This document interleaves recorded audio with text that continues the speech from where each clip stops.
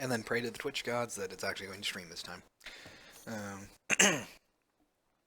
and I'm always paranoid, so, well, at least I'm getting some movement on the Twitch channel. So, all right.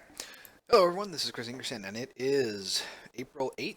And this is the April 8th Text Quest Devstream. So, today we're going to be doing some more of our custom game map stuff. Specifically, we're going to be focusing on connections and basically visualizing them in an intuitive manner. And actually, today is going to be a little bit math heavy because let me pull up my concept art for it. So, I was sort of messing around with how connections should look. And currently, the top row, or the top column here, where we have a single dot in the center and arrows pointing to the center of each node, that's sort of what we're doing. You'll notice that these arrows actually stop short of touching the actual nodes. That's something that we need to do today. Hopefully we'll be able to get that working. It's going to be super fun because we need to calculate a point. We need to calculate the angle, basically, that the arrow is going to be at, and then use the center point to find the edge point that would correlate to that angle. A lot of math today. It's going to be a very math-heavy day. Anyway, so in addition to having single points like this, where you have one connection being drawn, in cases where we have a two-way sort of exit system where two nodes are referencing each other in exits, we need to have a system like this where there's actually two dots that are being drawn. That way the arrows don't just draw on top of each other and make this really nasty thing. And the system that I sort of envision for that is basically this bottom right node. Think of it as a circle inside of the rectangle that will just sort of rotate with 2 points on it. Because obviously this is going to have to be true for if I'm dragging the node, left or right. It's not going to be perfectly vertical or perfectly horizontal every time. It needs to be able to do the full 360-degree motion. So we're going to do that today. That very, very vague thing. And to show you more about what's going on, the current state of things it's decent. So let's go ahead and do like room 1, close, call this one room 2, close, and let's draw a exit from room 1 to room 2. Okay, so now we have this line, and this is what it's currently like. So to start off, let's try to do what I'm hoping will be the easiest thing, which is finding the angle, or rather not finding an angle, finding the point on an edge of a rectangle given an angle from its center. And eventually this is going to have to turn into finding a point on the edge of a rectangle given an arbitrary point and an angle. But for now we can just assume center, and we'll try to figure it out from there. And this is going to be super fun math stuff. And I've done this in the past, but it's going to be a matter of, can I do it again? Who knows? So I'm going to go ahead and stop, come over here, and I have a class called Math Extensions. It's not really doing much right now.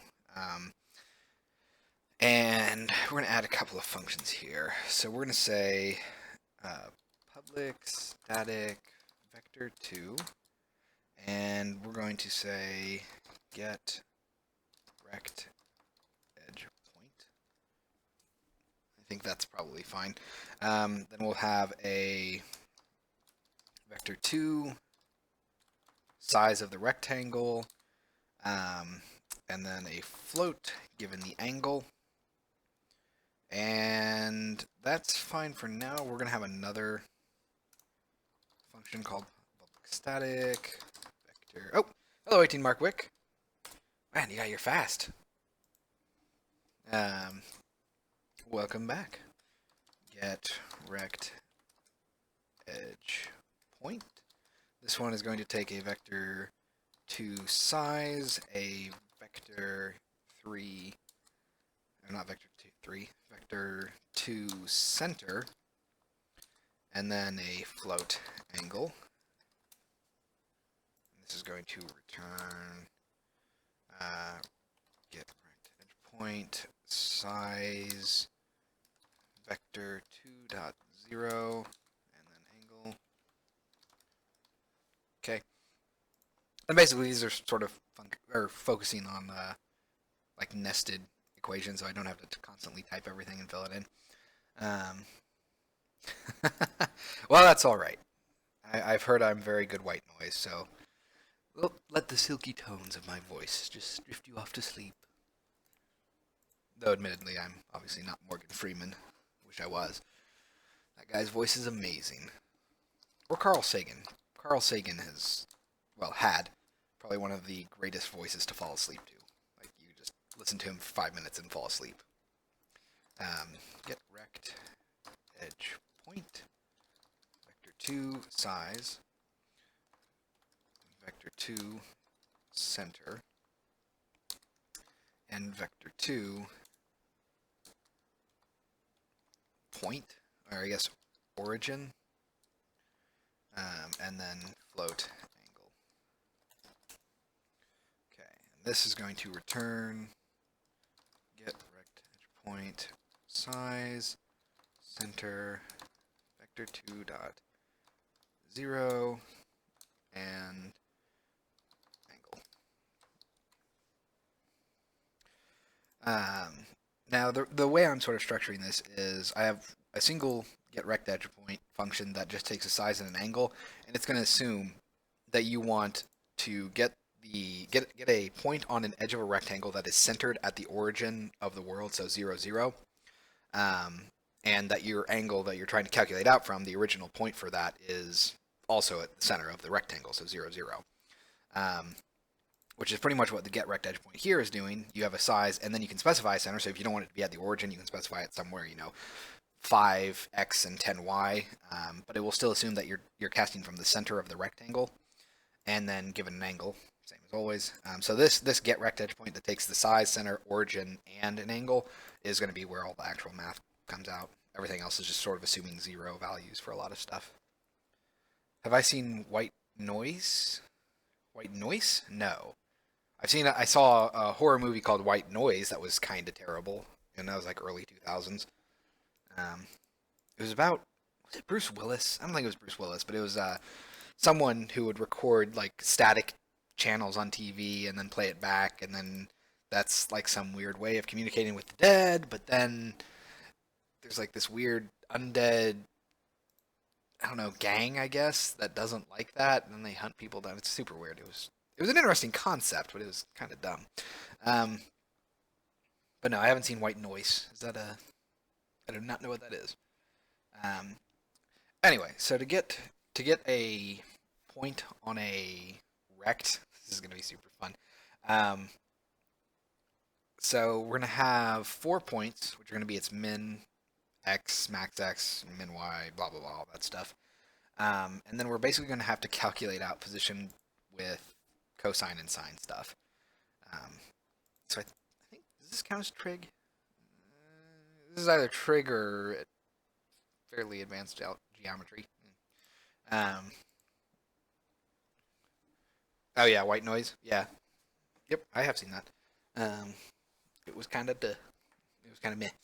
Anyway, so to show you, I guess what I'm trying to do, and hopefully we'll be able to get this to work right. Actually, you know what? I might. We're going to say return 2.0 for now. I'm going to throw a quick demo view together. Let's come down here. Come on, you can compile. Basically, I'm just going to have a scrubber that will scrub from 0 to 360 with a line, and we'll be able to visualize where the point is on the rectangle. So hopefully that will be accurate. And we'll see. We will see if it's accurate. I'm hopeful. I'm very hopeful. Test. Okay. So we're going to create C# script. We're going to call this rect edge point test. Okay. Let's go ahead and turn this guy off. Compile. You can do it. Did I forget? Dang it. I knew I forgot. I thought I did this. Every time I think I've done it, I just realize that I've forgotten to actually change my script templates. Bah. Namespace. all.common.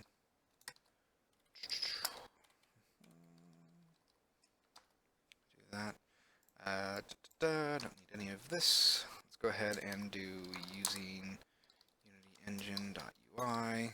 Save that. Advanced save it out with Windows, end-of-line stuff. Okay, let that compile. Wait, there is a game for white noise? I didn't know that. Huh.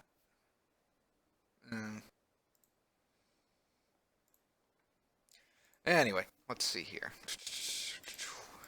So, we have our edge point test. Let's go ahead and start setting up basically what I'm planning to do with this. Create this edge point test. I'm just going to call this rect test. And this is going to have a slider. So UI slider. It's going to have a UI. We'll do an image. Let's do solid sliced. Let's not fill it in. It's going to be the rect. And it's going to be the angle slider. Okay. 2 games for it. Really? How could you get 2 games out of that premise? Let's go ahead and I guess we'll parent this to it like that. Oh, although I guess it's actually going to be this. Okay. So it's y to be 1, position to be, we'll say like -20. And the rect, I'm going to say, give it a width of, say 200. And that's probably fine for now. Okay. So we have our angle slider. Don't need to worry about that. The next thing, I suppose, is going to be another image. All right. And this one is going to be a circle. Let's see if I have any circles. Surely I do. I would be surprised if I didn't. I don't have any circles. Huh. Fine, I'll just use the knob. Don't really need much from it. Let's make it, I don't know, 10 by 10. Yeah, it's fine. We'll make it red. Green. It's a little easier to see. And the idea here is that given an angle, this dot is just going to snap to the edge and do a bunch of stuff. So I'll be able to slide this slider from 0 to 1, and it'll go from 0 to 360 degrees, and we'll be able to, hopefully by the end of this, just have the dot moving along the edge in a predictable manner. So I'm going to put this as like edge point. Okay. And let's change this to 360 for the max value. I'm not going to worry too much about that. And one last thing, which is going to be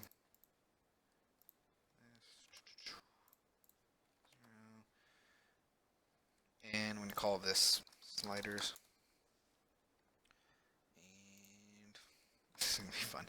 I'm going to actually not really complicate things too much, but I'm going to add a different slider, one for setting the point value between 0 and 1, in the sense that it's going to interpolate from the center at 0 to 1 on the edge, just so that I can, properly position it and see if that looks accurate as I move it. Let's see. We need layout, vertical, do 5 spacing, put this, have this stretch all the way, and let's see. It's going to do width and height. We have angle slider, angle, and let's go ahead and create a label for this as well. And I suppose we'll set this to be stretched. Go to 0.5. So we stretched and start at 0.5.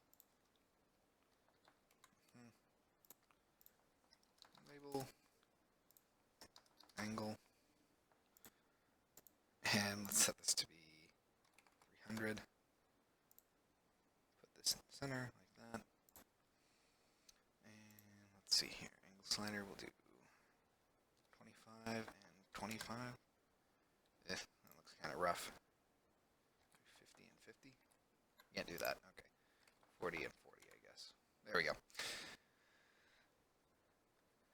First one, Xbox 360 indie game. Poof, it got remade to a PC release. Huh. Weird. I mean, again, like the concept for it seemed like a good idea, but I doubt that it really could pan out very well. Let's do 200. That seems fine. Let's do 150.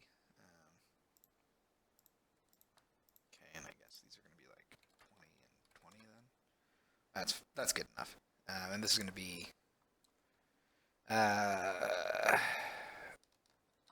center, and that's going to be between 0 and 1, and it's going to be defaulted at 1. Okay. So, all those fun things. Let's do a position at -50, and there we go. So now we're ready to test. I mean, not really test, but we have all the visuals that we need. Go ahead and open this back up, and I'll call this, what am I going to call this? Center. Let's single those out. Center slider. Alright. So let's see. We're going to do public slider, angle slider, public slider, center slider, public rect transform. I guess we'll call it rect. Public rect transform. Point, I suppose. Don't really have a good thing for that. Oh, and actually, we'll do public rect transform. Origin. So actually, there's a couple of other visuals that I need. We'll rename this to edge point. Put origin before that. And I need 2 more sliders. One for public slider, origin slider. Yeah, it's fine. Origin slider. No, I hate doing that. Origin X slider, I guess, and then origin Y slider. And you will see what that is in a little bit. And let's go ahead and get some preliminary scripting done. Private void on angle changed float value. Private void on center changed float value. Private void on origin X changed float value. Private void on origin Y changed float value. Private void on, yeah, I guess that's it. So private void awake, and we will have a function up here called private void reposition. And then we will say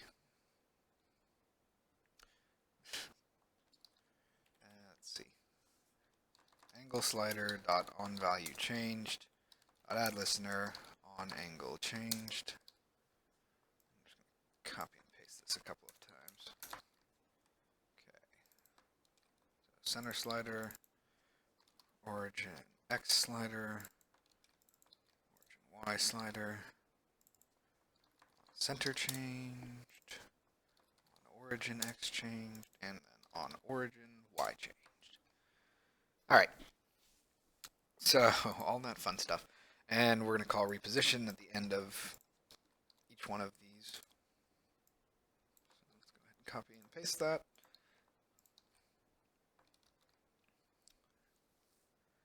You know, I wonder if I just... I guess I could just do that. Call reposition. No real reason for me to store these values, I suppose. And before we get any farther, I do need to add one more thing here. So this is going to say float center to edge lerp equals 1f. So I'm just going to overload that. And that's basically, again, going to be the value. If it's at 0, it's actually going to be at the center of the origin. And if it's at 1, it's going to be all the way on the edge. So you can lerp between those two with a value between 0 and 1. Okay. So let's just go ahead and say edge point dot anchored position is equal to math extensions dot get edge point. Okay, rect dot size delta. So I want this basically. Rect dot anchored position. Oh god, this is going to be super fun. I'm just going to leave that as vector 2.0 for now. That'll be the center. The angle is going to be angle slider dot value, and then center slider dot value. Might as well do normalized value because it's only supposed to be between 0 and 1. Okay, so all that fun stuff. Let's see. So I need to actually be able to calculate out my origin. So that's going to be a normalized, well, not, well, I guess, okay. So this is going to be fun. Basically, it's going to be a value between 0, 0 and 1, 1 based on the rect transform, but I need it to be, you know, adjustable. So I suppose we'll do something like this. Private vector to origin point is going to be get vector to point equals vector 2.0 return point. Okay, and then the actual value is going to be I suppose we'll say point.x is equal to rect dot, do I want to do rect? I really would rather not. So let's do rect dot anchored position. And this is going to be fun. Mathf dot lerp rect dot anchored position dot x minus rect dot size delta dot x divided by 2. So that's the first value. That's the minimum x. And then the next one is going to be the exact same, just plus instead of minus. So plus. And that's going to be lerped between based on the value of the origin x slider dot normalized value. Okay. Doing pretty much the exact same thing for point y.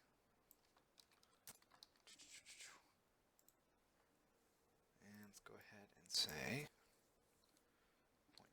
point y dot y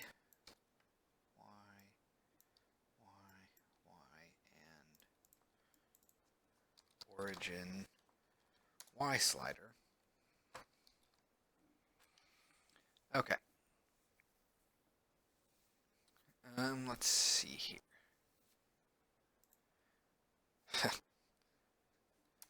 And just for good kicks, I'm going to say origin. I suppose I should call it origin point. Origin point dot anchored position is equal to origin point. Okay. Let's go ahead and compile. And we're going to need a couple more sliders. So we have the angle and center already, but we also are going to want a center point. So I'm going to call this one center point. One it out. Let's make it red. And okay, so we need origin adjustments. Duplicate that, duplicate that. Set our height to be 200. Let's make it 250. That's a little bit better. Move our rect up to, I don't know, 200. Okay, that's a bit much. 100. There we go. A little bit more manageable. And let's see here. We'll also position this to 100 just for fun. And we're going to need a couple of things. We're going to call this one origin X. Origin X. Single it out. Single it out. Origin Y. Call this origin Y slider. Value between 0 and 1. It's going to be a value of 0.5 by default. Same thing for here, 0.5. Origin X slider. Okay, let's go ahead and assign all the fun sliders. So we have an angle slider, center slider, origin X, origin Y. We have our actual rect, we have our edge point, and we have our center point. Okay, so that's all the fun stuff. And let's go ahead and say private void start reposition. Oh, there we go. Reposition. Okay. So the edge point isn't going to move yet, but ideally we'll actually be able to adjust our center point. We'll be able to see that live update. So let's go ahead and give this a test. See what happens. Really? Why did you open? I guess I'll shut you off. Okay. That's kind of weird. All right. So cool. So we can adjust the center. That doesn't have to be. That's not too complicated. That's good. All right. So next, we're going to have to work on positioning the actual dot. Well, the edge dot. So let's go ahead and say math extensions. And here's where the actual math comes in. Ah, jeez. This is going to be so much fun. And the idea here is that we're actually going to calculate, we're always going to calculate the point at the edge of the rectangle, regardless of what our center to edge lerp is, because then at the end we'll just lerp between the center or the origin and then the final point based on this value. So I'm going to go ahead and say vector 2 edge point is equal to vector 2 dot 0. Oh, hold on. 0. And then we're going to return edge point. And then everything between here and there needs to happen now. Okay. So, oh boy. Let's go ahead and say I'm going to assume that the angle is between 0 and 360, so it's a degree angle, not a radian angle. And we're going to say returns a point on a rect of given size, position from origin with given angle in degrees. Okay, that's super vague, but it's good enough. Oh, gotta love this. Okay, so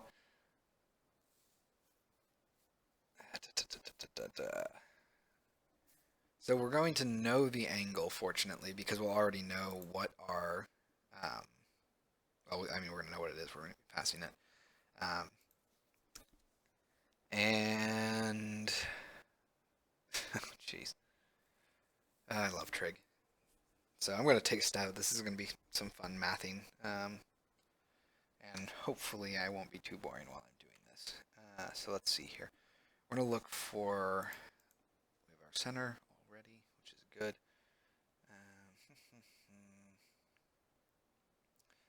So let's see. Currently examining some functions and equations and hoping that they're correct. Px plus t theta times vx. Okay, so I suppose we'll say like float vx is equal to mathf dot cosine of our angle.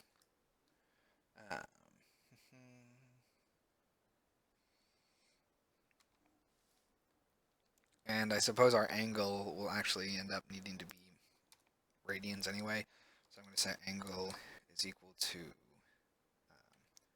or times equal mathf dot radian, or degree to radian. That just converts everything.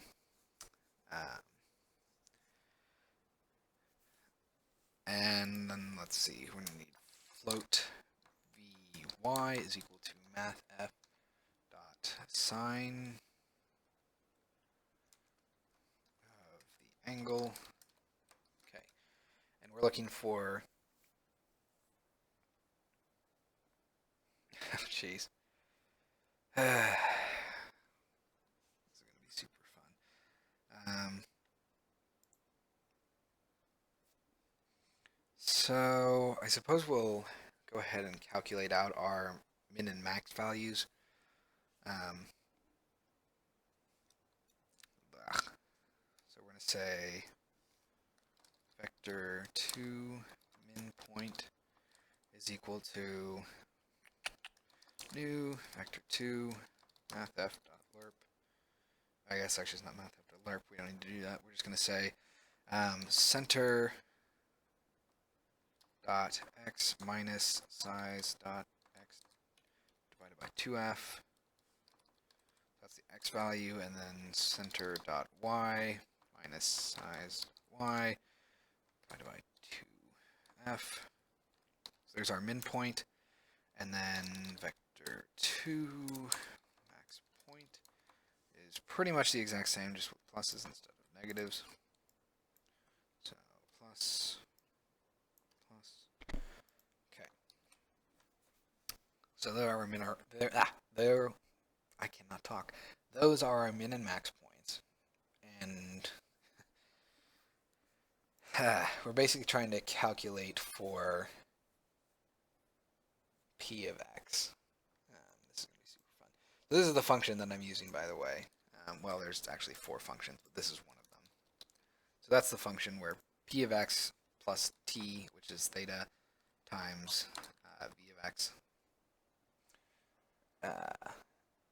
Or I guess no, that's t. I lied. So t is our center to edge lerp value. And x1 is our value on the left, I believe. Yes. So let's see here. and we want to solve for p of x, which means that we want to rewrite this to, let's see, p of x equal to x1 divided by t times vx. That should give us our position x value, assuming that it hits on the left. Oh god, I love trig so much. I also hope I'm not just completely wrong. But we'll find out, won't we? So let's see here. So we have our min and max point. And by the way, this is only to solve the equation if our value is actually to the left of us. There's three other equations for solving if it's to the right, to the top, and to the bottom. But for now, we will try to calculate this out. So, oh god. Super fun. And, oh, by the way, x1 here would be our min point x value. So I'm going to try and sort of list these out real quick in what their respective equations would be. So this is going to be, so we want p of x is equal to, I'm going to go ahead and call this left, right. P of x is equal to x2, it's the exact same, I think, divided by t times v of x. Okay, so nothing crazy there. And the value, let's see. Oh, jeez. Hold on, let me go ahead and type out the final equation. So this is going to be px plus t of vx is sorry, and then py plus t of vy. So that's sort of the final point that we're going to get. Jeez. So, hooray, this is going to be so much fun. And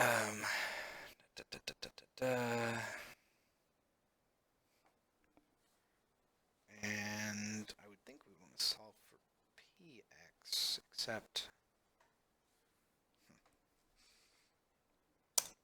or maybe we want to solve for, no, we wouldn't want to solve for t, we know what t is. Anyway, let's go ahead and do the py is equal to, it's pretty much the exact same, divided by t times v of y.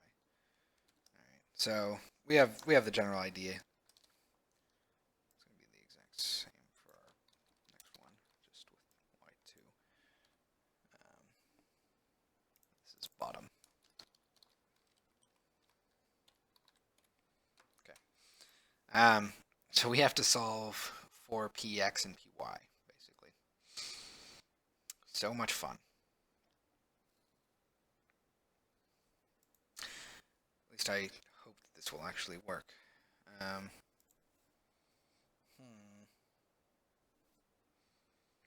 So let's see here. Edge point is the thing we're actually calculating, and we're going to say fun maths.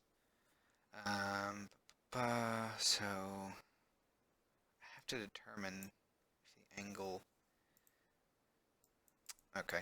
Oh yes, and let it compile. Make sure there's nothing terribly wrong with it. To give you a sense of angles, 0 is along the x-axis in the positive direction, and then going counterclockwise to 360. That's how angles work. Super fun. So 0, 90, 180, 270, 360. Okay. So we can assume that t here is going to be 1, and then we will lerp between the 2 points, basically. Although I guess there's no reason we can't actually factor those into our functions. Might as well. That way we don't have an extra math lerping function that we have to perform at the very end. So let's see here. I want to say if, oh dear, that's fine. So we're going to do float degree angle, not angle, angle. Don't know why I started angel. Angle equals angle. Okay. And we're going to say if degree angle is greater than or equal to 0 and less than 45. Oh, sorry. Degree angle is less than 45 f's. Oh, and actually, I guess that should be 90. At least I hope it's not going to be a weird pi rotation sort of thing. Let's see. So that's a very specific case. Else, if degree angle is greater than or equal to 90 and degree angle is less than 180 f. I need to put an f here and an f here. Else, if degree angle is greater than or equal to 180 and degree angle, I can't type, is less than 270 f. Let's see here. F. And before I do anything else, I am going to say angle equals clamp. Oh, do I want to do that? Yeah, okay, hold on. So I'm going to say while angle is greater than 360 f, angle minus equal 360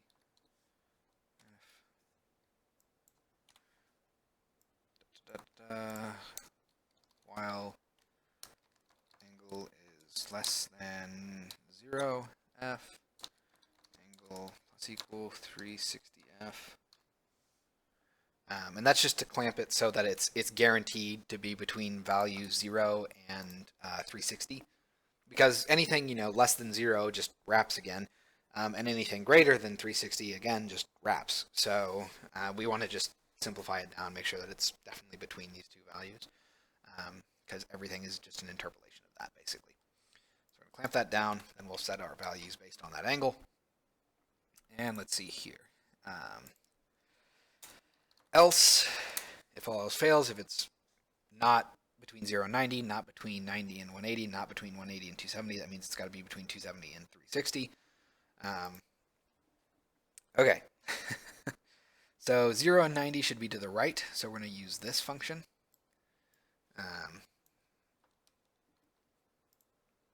So trying to think of this in segments. So between 0 and 90, it'll be on the right, and between 270 and 360, it'll be on the right, and the other two will be on the left. So we will say edge point dot x is equal to, so this is going to be on the right, so we're going to say max point dot x divided by center to edge loop times, I'm going to wrap this stuff just to make sure, times v of x. Let's see if that gives me something hopefully worthwhile. Then edge point dot y equals, so this is going to be between, this is going to be at the top, between the middle and the top, so it's going to be going up top. We're going to say y of 1. So that's going to be, I think, max point dot y divided by center to edge lerp times v of y. Okay, then let's go ahead and, I suppose everything's going to be a derivative of that. This is just going to be min point. And see, 180 and 720 is going to be min and min, I believe. Min and min. And 90 and 180 is going to be min and max. And max and min. Okay. So we will find out if this is correct. I'm going to debug.log edge point. Let's see. I will be utterly amazed if it works out like right away. I seriously doubt that's going to be the case, though. I'm expecting some crazy numbers here. Especially since I don't even think I used center, which is, well, I guess I used a min. Yeah, I used it for the points. Never mind. I use the origin at all. I don't use the origin, which is a little disconcerting. That actually does not seem right. Oh, right. PX and PY is actually the point where it starts. So we're not actually trying to find that. We're saying that this is where it starts. So wait, were we trying to find VX then? That doesn't make sense. That's why we have this stuff. Well, I'm curious to see what it does anyway. I know it's not going to work, but hope we don't get any while loops. Okay, where are you, edge point? You are off. Oh, it's in infinity, so we can't do that. Okay, so yeah, that's not correct. So we got to actually reevaluate this. Let's see. VX, VY, so I guess we want to say, oh right, we have the PX plus T VX. But that's really weird. So,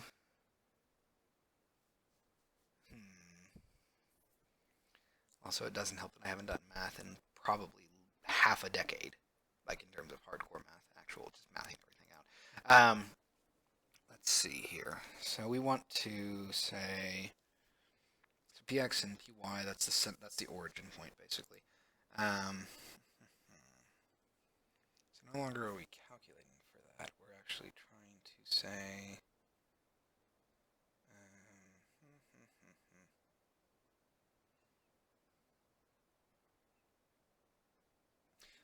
You know what? I guess we're trying to find t then. Because we actually know our edge points in the sense that we know what our bounds are. We know what our origin is. So I guess yeah, we're looking for t. Okay. So we actually want to rewrite this to say we're actually looking for t. So instead of this stuff, it's going to be t is equal to x1 minus p of x divided by b of x. So that is what we want. And everything is just a derivative of that, pretty much. So we want to calculate for t, I guess. So x2, and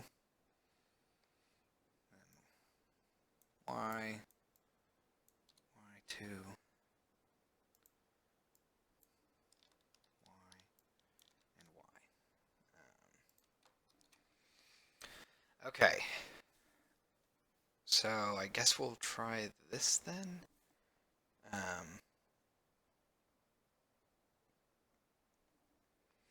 Okay. So let's get rid of these, and these. And we're going to say edge point dot x is equal to max point dot x minus center, I'm sorry, not center, origin dot x.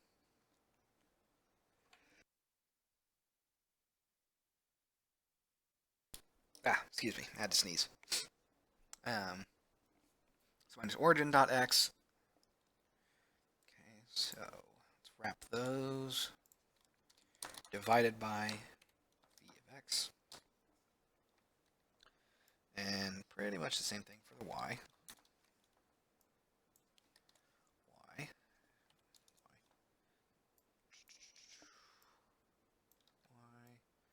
Y, and Y. Correct? Yep, because that's on the right. And then again, everything should be sort of a variation on that. And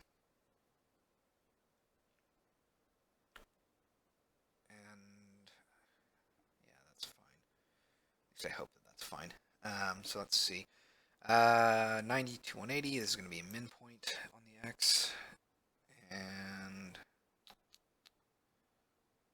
I want to say origin?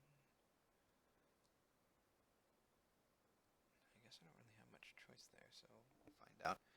Let's see, then it's going to be min and min, and then max and min. Okay, let's see what we get. I'm willing to bet nothing good. So let's compile.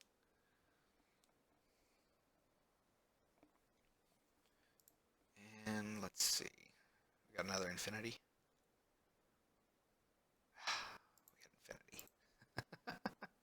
I don't know how I can go to infinity. Although what's really weird is that the x is correct, I think. No, it's not. Got a width of, yeah, nope, that doesn't work. Huh. Oh, and I guess I need to quickly name my sliders. Origin x, origin y. Okay, so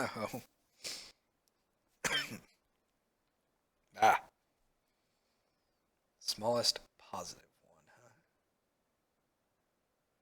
The actual intersection is the point. Look at this. The actual intersection is a point px. Okay. So I guess this is a float value that we want to solve for. This is interesting.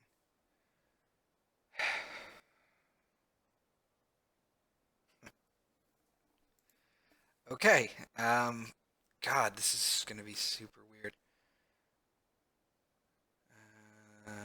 Huh. So I basically want to calculate out a specific value based on.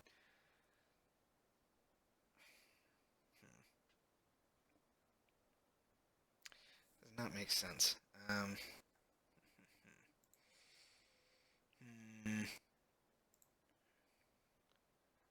Let's see.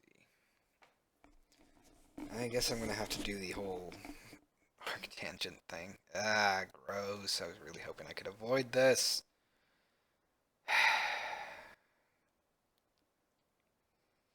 Okay. So we might have to scrap this and do it again. Because there is a method that I've done in the past, and I'm looking at it again. And this is the one I've done.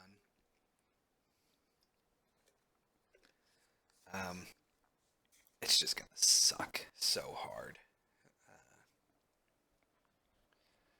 And it's gonna take forever. But clearly this isn't ideal anyway. Well, actually, you know what? I don't even know if this is.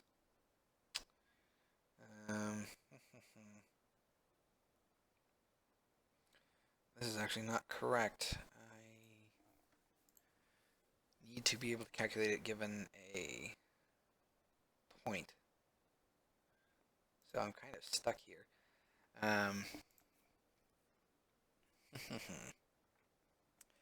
Oh, all the fun math.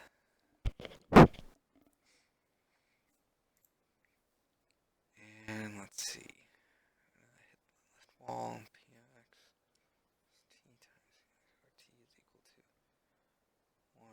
So the smallest value, huh? All right. I mean,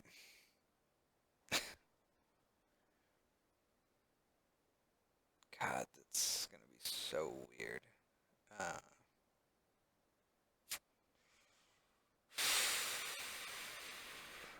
Okay. Well, let's just give it a shot then. I'm going to hate this. T1 equals 0f float T2 is equal to 0f float T3 is equal to 0f float T4 is equal to 0f. God, I hate this. Although I guess actually it's just going to be this. So there's max point, then we're going to want to have min point divided by origin, blah, blah, blah, blah. Yep. And then we're going to do max point and min point. And basically, for this, the smallest value is the one that we're going to multiply by. Thank you. I have mail, apparently. Let's see. So I'm going to comment this out real quick. And we're going to say float t is equal to mathf.min. And then we're going to say t1, t2, t3, and t4.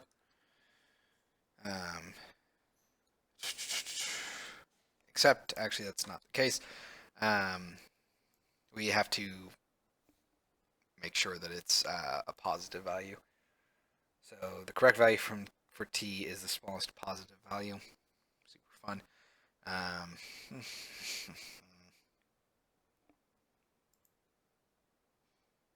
God dang. Okay. So we're going to say float t equals 0, f, and then for int, I guess I don't need to do a whole for loop. I can just say, you know what, I guess I'm going to have to. We're going to do for int I equals 0, I is less than, you know, actually doesn't make sense because they're not an array. So we'll say if t1 is, jeez, screw it. Okay, this is going to be mathf.infinity. If t1 is less than t, and I guess greater than or equal to 0f, then we're going to say t1, and we're going to say t equals t1. Same thing for pretty much everything else. So t2, 3, 4, 4, 3, 2, 2, 3, and 4. Okay. And our final point is going to be which point dot x is equal to, let's see, so p of x, so origin dot x plus t times b of x. And is that it? Yep, that's it. Okay.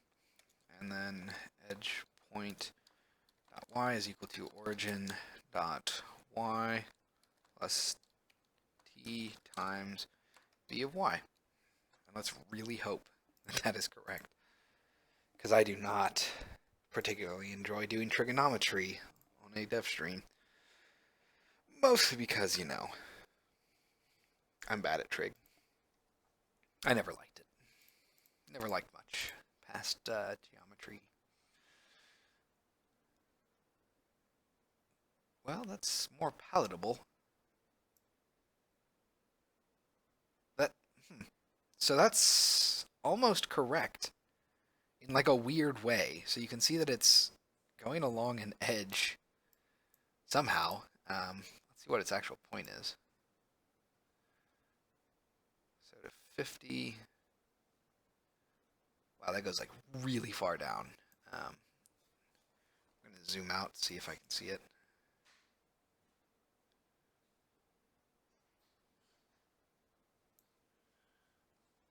I'm wondering if is it actually traveling? It's like super hard to do it, but I think it is actually traveling in a square. So we're almost there. It's not quite 100% right. Um, Especially since it looks like our origin dot x isn't actually factoring into that angle. Or at least I couldn't tell if it is. So, Oh, I guess I was able to just look at it here. That's so weird. Negative. Where does the negative 2000 come from? That's so intense. Um, huh. I mean, it's in the y. And what's interesting is that the x always seems to be correct.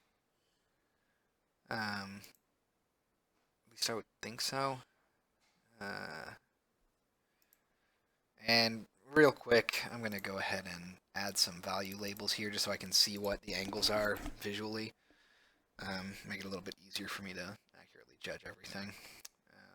Just go ahead and create a duplicate label. We'll have it stretch from the right. And single divide everything. Pivot 0. And we'll say position of 50. And that's going to be its value. Angle value. Alright, so we're going to copy and paste that pretty much everywhere. And let's see, 50, 0, 0. And we'll call this 1 center value.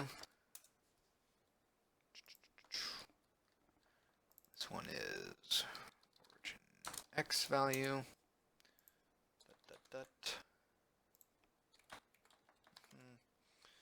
And finally, origin y value. Origin y value. Not ty, just y. 50, 0, and 0. Alright. So, let's go ahead and assign those real quick. Come up here, not to there. Come over here. We're going to do using TM Pro. Public text mesh pro UGUI angle value label. Copy and paste this. Center slider. Center origin.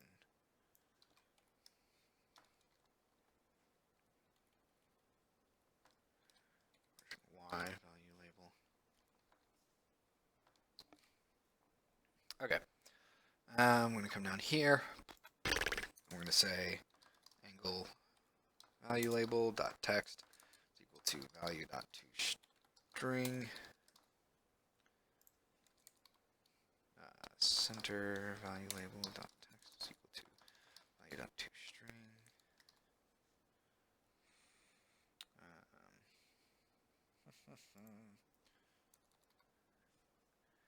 Let's see. So x value label dot text is equal to value dot to string, and the same thing for the y. And this is purely just so that I can much more easily see what values I have in there. Go ahead and let that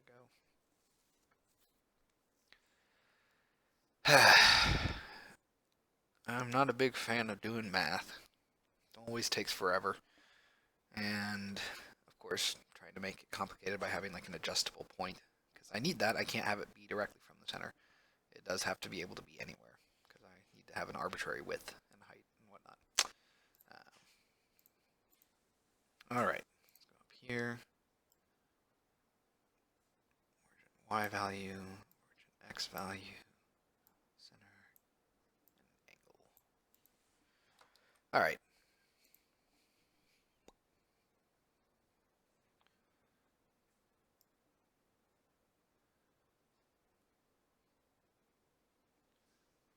So it is between 0 and 360. That's good. Let's go ahead and close off. I'm going to come down here and just do this. Copy and paste it and do all that fun stuff. Oh, shite. It's fine. I will just change these values. A second. Angle value text. All right. Angle slider dot value. Let's just go ahead and do this. Center slider. Origin X slider.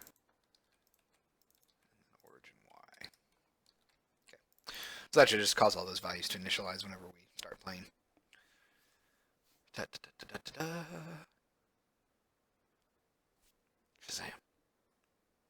Compile. Good. Alright, so let's go ahead and let that play. So 0, 1.5. That's all expected. And then our angle nonsense. It's so weird. Because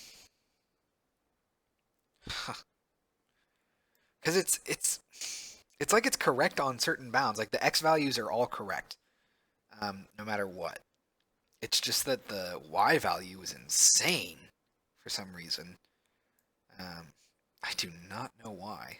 So if we debug this, the x value is always between negative 100 and positive 100. Which, is that correct? Yes, okay, yes, the width is 200 and the height is 100.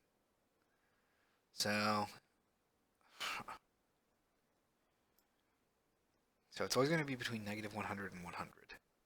But that means that it's positive and negative y value should be 50, basically. And that is clearly...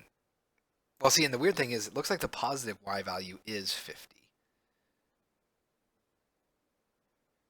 But then when we get to the negative, it for some reason goes all the way down. Maybe I need to change how that is doing something. Maybe I'm doing something stupid. Let's see, T2's midpoint. Y minus origin of Y. I mean, am I just not... So T equals... That would be my cat. T is equal to Y2 minus PY divided by VY. So yeah, that's still the same. And again, it's very odd that T4 is less than T and T4 is greater than or equal to 0. T is equal to T4.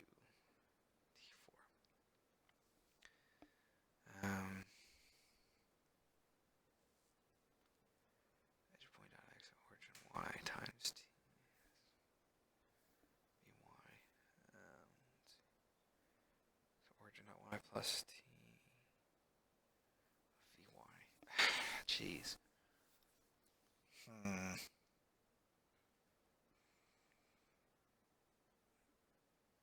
I feel like I'm just doing something really odd, but for some reason I'm not catching it.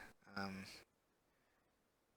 see, center dot y minus size dot y divided by 2f. That's all correct. Huh. This is very odd.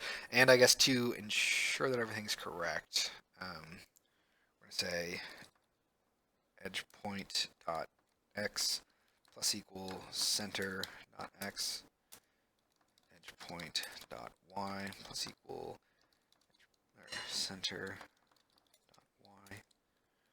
Okay.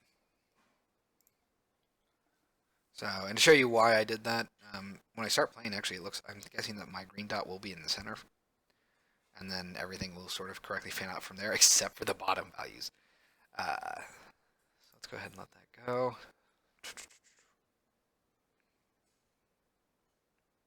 Yep, so that's right. Up, down. See, it's so weird. It's correct except for the very bottom. Like it's going in a rect. It's going in a rect and it's going along the edge. Learned this yet? Nope, not yet. That's so weird.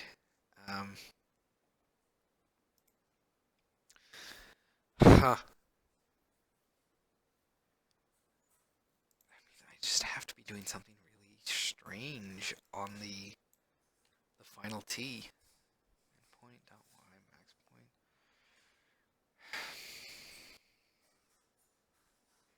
point. I've added something really stupid too. Let's see, and those should be py's.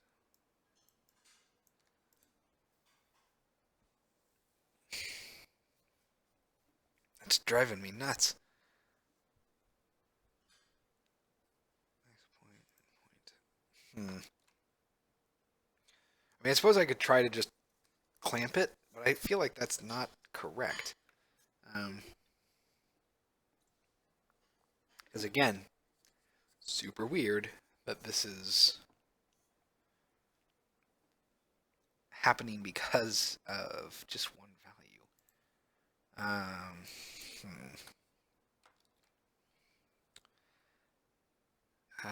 Da, da, da, da. I suppose also out of curiosity, I'm going to say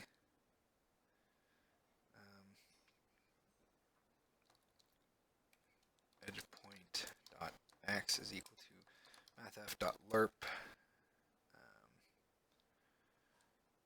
between center dot x edge point dot x based on center to edge lerp.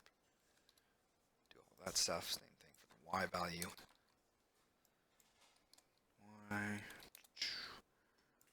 Y. Okay. So at the very least, we should be able to lerp now between the center and the edges.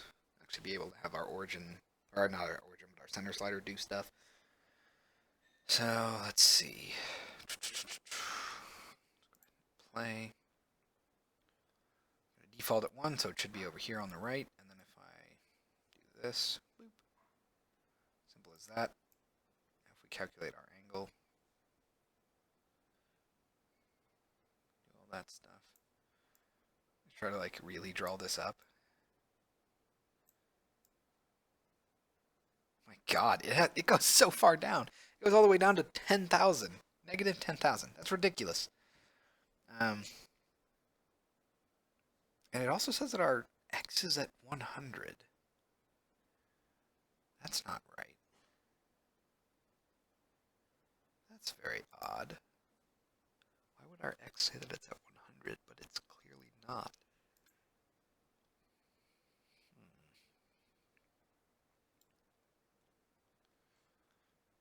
So it looks like 0 to basically 180 we're fine. But then from 180 to 270, it goes bonkers. And then 270 to, oh, a little bit past 270, I guess. To 360, it's largely fine again. So it's just this last one. That's so weird. So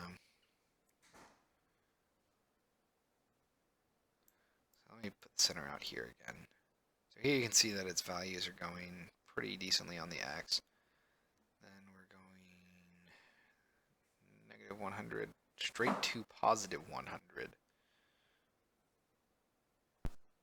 Although it could be that it's just zipping so fast past this that I can't really see it at anything between negative 3 or negative 100 and 100. Huh. That's so incredibly weird. I do not know. I do not know what would cause this. It is clearly something on the bottom.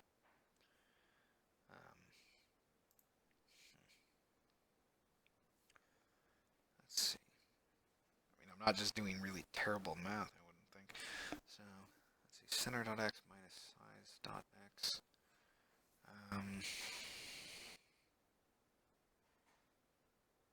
Yeah, it's so weird.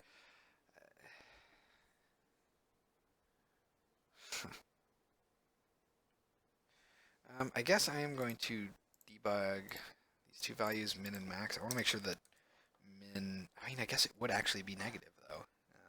We'll still see it. Debug.log. String.format. Let's make it fairly obvious. 0, 1, and let's see, min point, max point. I'm wondering if I need some sort of special check for if the angle is between 180 and 270. I don't know why that would be the case. It seems like it works every other chance. So let's go ahead and just play this once.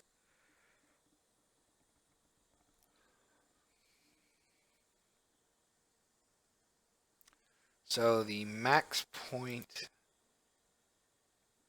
would be 150. Yep, and the min point would be 50 for the y. So those values are correct. It just means that I'm doing something else that's weird.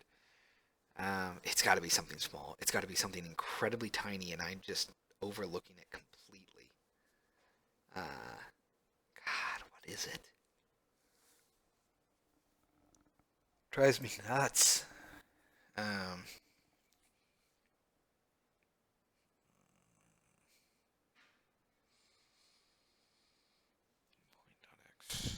point.y minus origin dot y.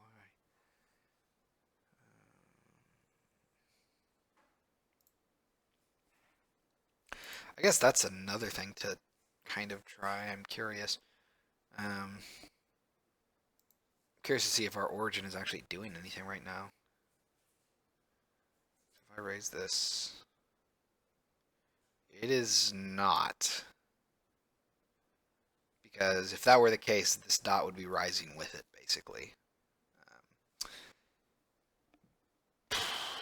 Well, crud. Let's see here. We are using it.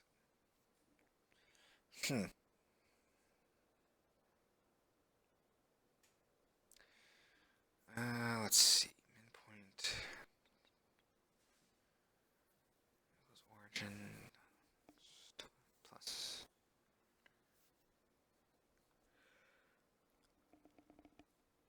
Huh. This is going to drive me nuts. Let's see.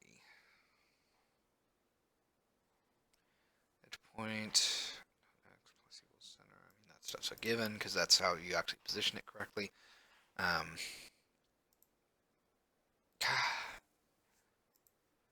That's very annoying.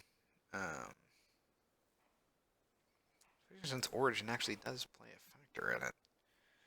You'd think that it wouldn't. Let's go ahead and add that to this.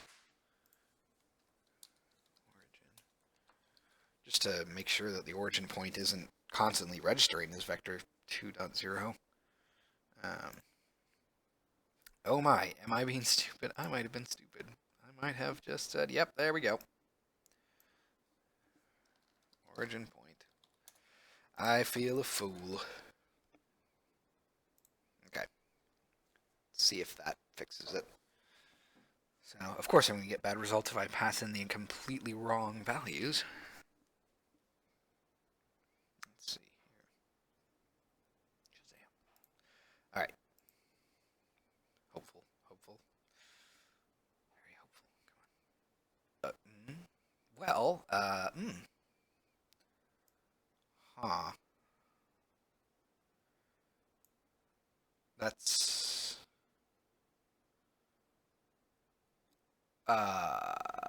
Okay, actually, I guess... Hold on, then. That's really weird. Do I not need to do that, then?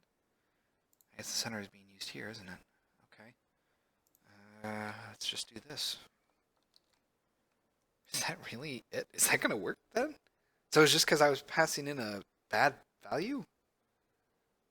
That doesn't make sense. That vector... I mean, it should be 0, 0 anyway. Right? Oh, maybe it doesn't like 0 values. So, just out of curiosity, yeah, look at that. 10 to 1 says it breaks.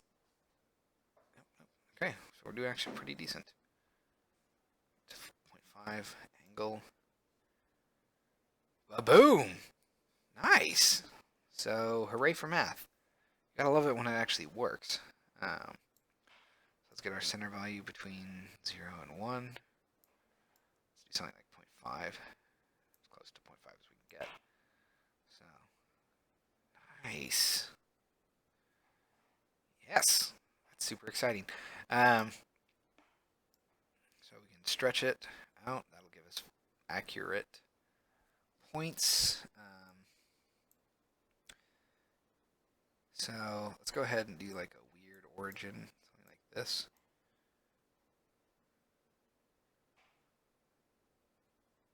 And using our advanced human brains, let's just try to see if that's correct. So 270 should be straight down. That's correct. Something like 45 degrees should be about right there. Yeah, it looks about right.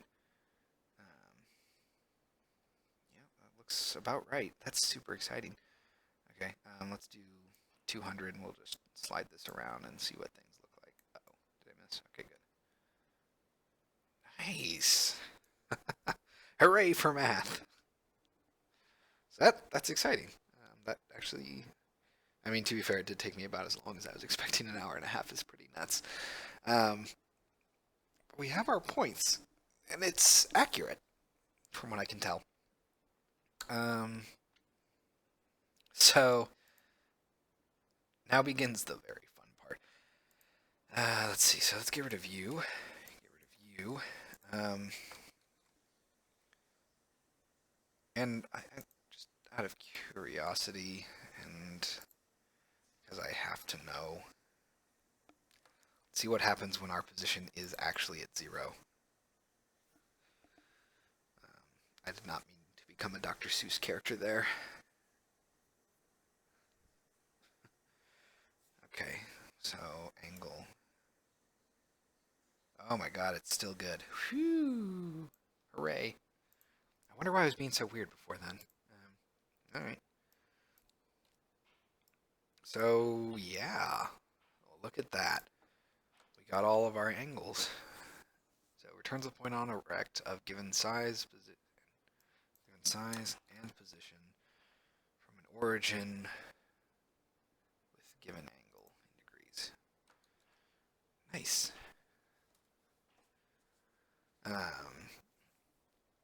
So we got it working. And now that we have that, we can start doing somewhat interesting things. Let's go to our, I don't think we want room node, I think we want just room connection. Okay. And update connection. Base room rect. Okay. And here's where it's going to get kind of messy, because the vector 2 distance thing, this is actually going to change. So we're going to say, instead of anchored position, which is the exact center of the room nodes that we'll be doing, let's go ahead and turn this off too. Turn you back on after I guess the game compiles, during which I will take a drink.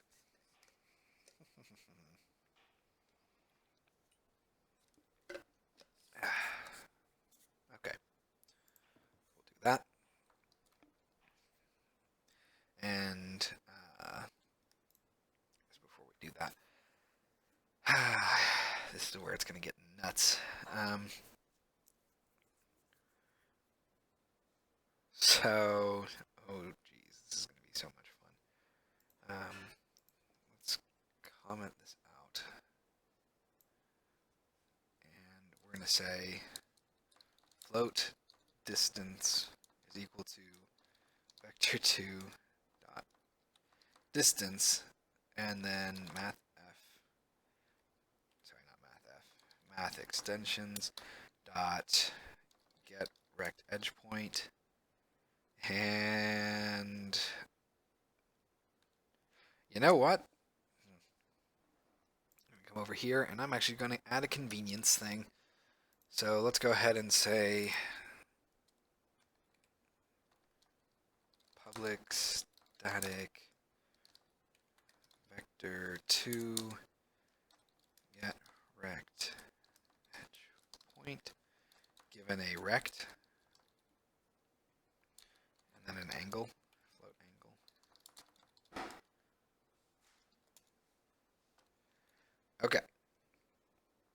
So I think, and then we'll go ahead and do a float center to edge lerp here because everything else will automatically fill in. So we're going to say return get rect edge point rect dot size rect dot center rect dot right crud. I suppose we'll say vector 2.0 there. 0 angle and center to edge lerp. The center of vector 3. Good, it's a vector 2. Nice. Okay.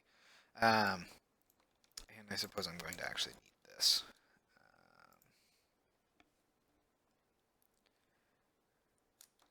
Vector 2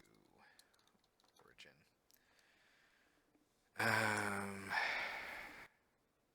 We'll say normalized origin. Normalized origin. So we can at least do that a little bit.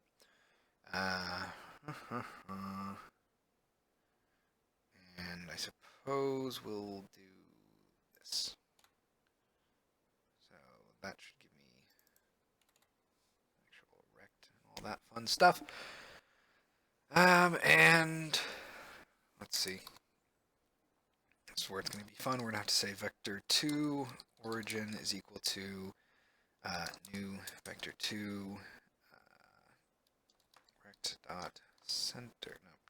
Nope. Hold on. Mathf dot lerp between rect dot xmin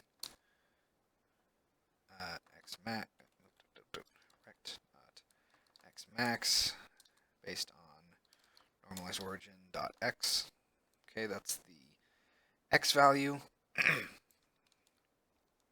to paste that in there and change this to origin and make these y's. Y, and y. Okay. So now we can come back here and we're going to say get rect edge point based on base rect. And let's say for now we'll just do vector 2.0 for the center and the angle. Oh.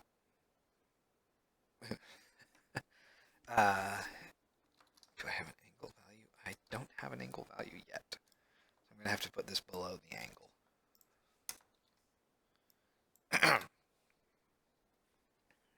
Okay.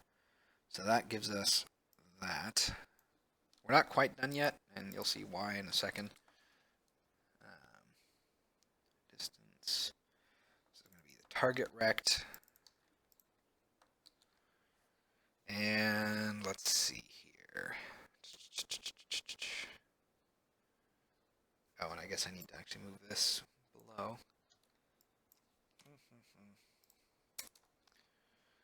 Okay. So I'm pretty sure that when I do this, it's not quite going to be right. Everything is probably going to be shifted towards the top right or the bottom left. Let that go real quick.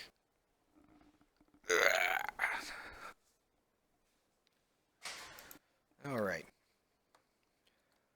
So let's try this. And new room.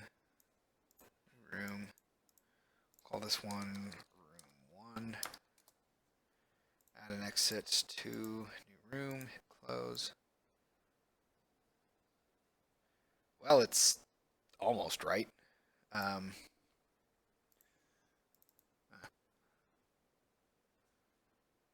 That's not. I don't know why it's so small.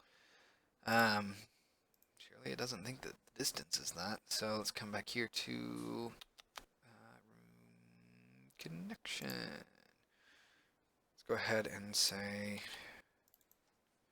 distance. And I suppose it should probably be, I will debug these things as well. Comma, distance. And let's say, 1 and then a distance of 2. Okay. So that should show us all of our values. That's the hope. And since it's already 4, I'm not entirely sure if we're going to get to implementation on this, really, besides center points. In theory, I mean, we'll be able to do it anywhere, and in fact, I guess I'll probably just end up adjusting that value to see what it looks like. But, okay, so new room, let's call this room A. No, okay, well, room exclamation point works too. Add an exit to new room, hit close. Why on earth does it think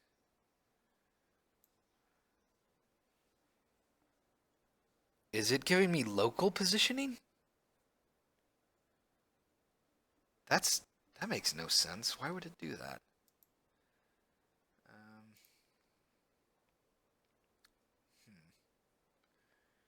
Room rect, huh? Okay.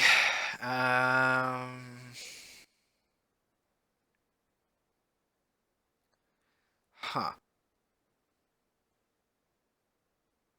So it's saying that we have, like, these never change, which is very odd.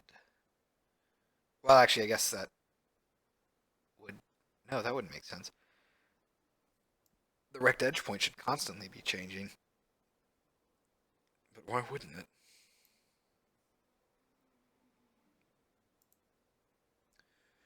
Okay, well, let's go ahead and I'm going to turn on my test thing again, because there is something I would like to test.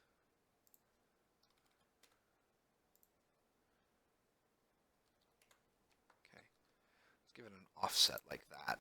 See if position X is still going to adhere to everything. I would hope so. Okay, so that's correct still, no matter what. That's good. That means that it's not a positioning issue. It's just that it's not returning the correct thing.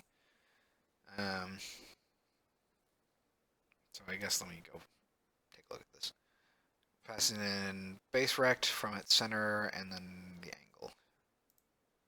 Correct? Yep. Okay, so let's go to definition. Rect xmin, xmax, ymin, ymax. Normalize origin. I guess I could like, debug the origin here. So debug.log origin. Okay.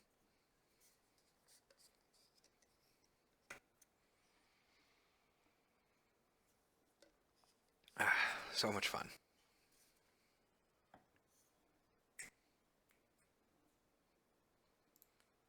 All right, let's let that play.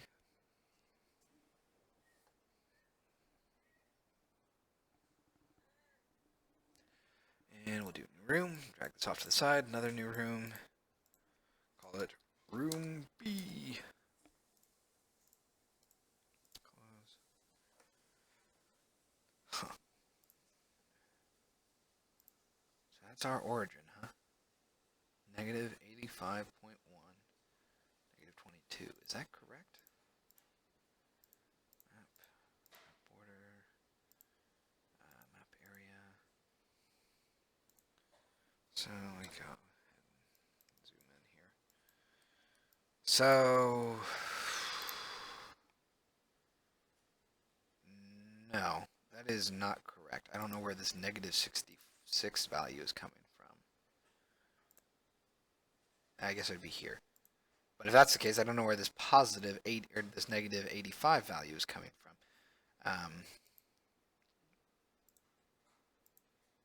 It's very weird.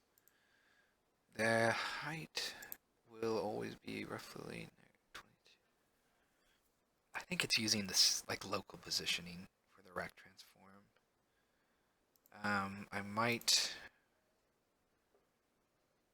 So X max and X min might actually be in relation to the actual rect transform. So I probably need to say something like min dot x maybe. I guess max dot x. And then min dot x. I would hope that this is actually not the case, but min dot y max dot y. But it isn't. It wouldn't be surprising. There's a lot of weird things in Unity where sometimes it uses normalized values in relation to itself, and sometimes it uses world space values, and it sometimes isn't very explicit which one it's using. So hopefully it just was trying to use local values for some reason. Okay, let's do new room, drag this off to the side. Do another one, we'll call this one room 2. Add an exit, new room, hit close. So, nope. Who bloody Ray. So I guess that's just what I get for trying to be lazy. Let's come over here to our room connection. I will just do it the correct way. Very annoying. Annoying, very annoying way. And that will be you. We're going to say math extensions dot get rect edge point, and then we're going to say base room dot. Do I have a transform? I do not, unfortunately. Hooray.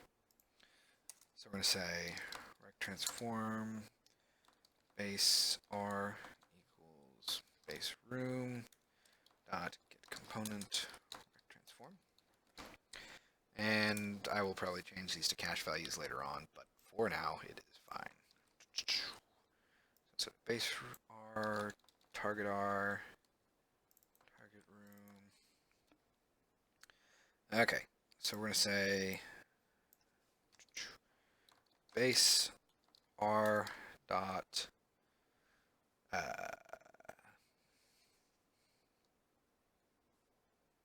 on, let me forget what all of my options were. Let's see. So we want size, center, origin, and angle. So base R dot size delta, base R dot anchored position, base R dot. Do I have a center? No. We'll just say vector 2.0. Then angle. Okay. So that's the x value. Let's go ahead and copy that. There's the y value. No, I'm sorry, not the y value. That's the second value. I'm going to change this to target R, target R. Okay. Let that compile. And I am going to change math extensions. I'm going to add a little comment here. Rename this to be normalized. Actually, do I want that to be the normalized origin? I guess I wouldn't. Although it probably should be. Yeah, because I'm going to have to calculate that. If not. So, blah. So let me come back here real quick.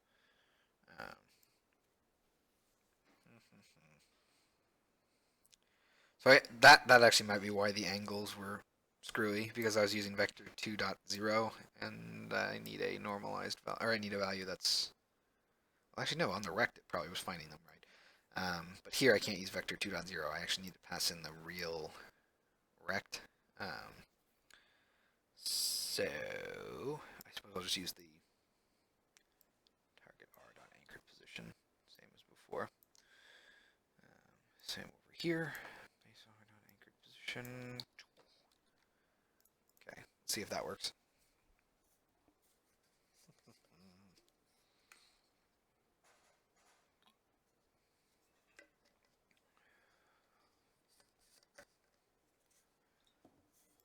All right.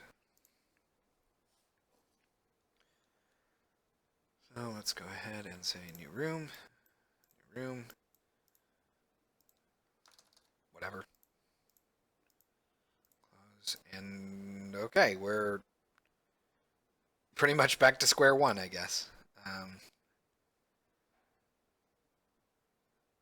That's super weird. Why?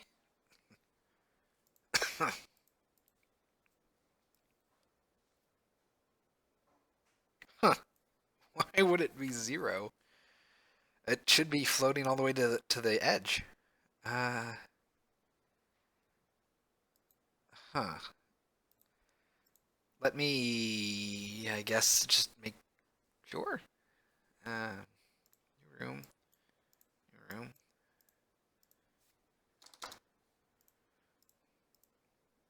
Close. Okay. Okay, so it's clearly going to their centers.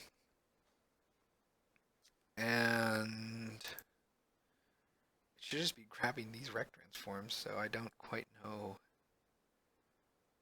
why it would be so weird. Huh. Because it should be getting the edge, basically. It shouldn't be getting their centers. It's very strange to me. Am I doing something stupid? Sorry, that's size delta, anchor position, that's the origin, so.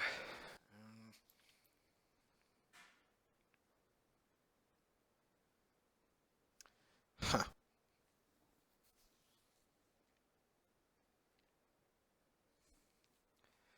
I am not entirely sure what's happening here. I don't. Okay, so I'm going to go ahead and say debug.log string.format. I'm going to do some stuff. But before I do that, vector 2 base point is equal to this.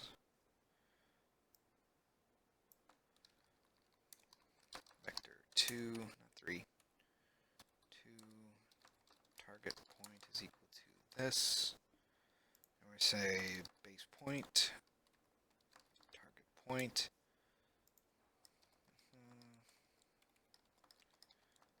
And then base point, target point. All right. So I would like to visualize these and figure out why they're giving me such weird values. Okay, so let's go ahead and play, see what happens. And new room, call it whatever. Add exit, close. Okay, so are these matching their positions basically? Oh, it does not match their positions. So this one, God, I don't even.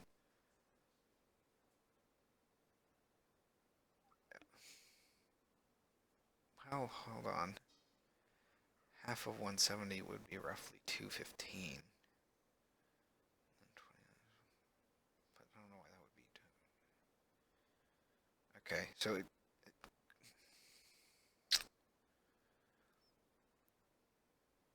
so it might just be grabbing the right points, but stretching too much. So the center point for this, or I guess the edge point would be negative 189, negative 2. That seems correct, but it also seems like my distance is way too large. I guess what were those values? Uh,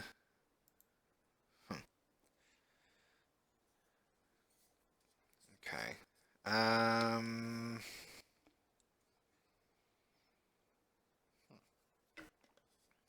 Well,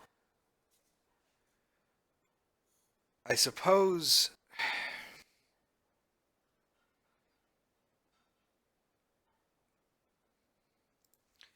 Yeah, but why are those doing that? The original idea was basically that I was going to get the points on the edge of the racks, and then I could use those to determine distance, minus an arbitrary buffer. But it doesn't seem like these are actually giving me usable results, and I'm guessing that's just because I don't quite have the correct values that I'm plugging in. I mean, the center points all seem correct. Let's see. And this should be returning me a value lerped between the center and the edge. X edge point dot x. It's a value of 1. Huh. I suppose I can do a quick test here. So I suppose we'll say